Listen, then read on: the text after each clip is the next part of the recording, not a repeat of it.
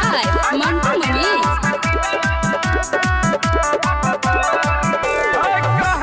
भैया रे सुने एगो बतिया छौरी के कटै छै दूगो से रतिया। कहजियो भैया रे सुने एगो बतिया छौरी के कटै छै दूगो से रतिया। एगो लै छै गाल में चुम्मा, एगो लै छै ठोर में।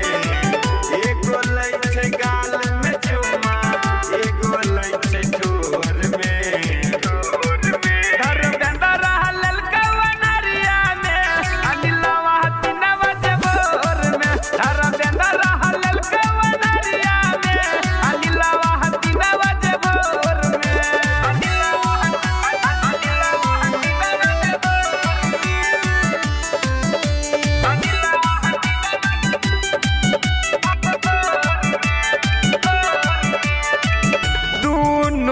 दूनू रंग के लै छै बड़ मजा, इहा से जवानी छौरी के रहै छै ताजा।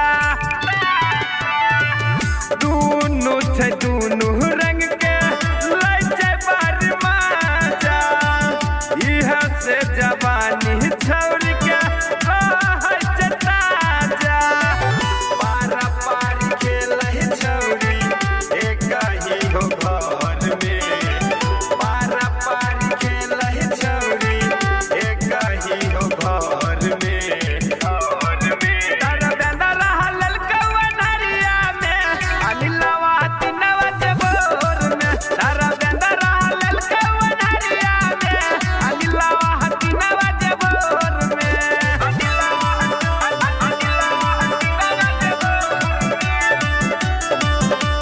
Music by Mantu Manish.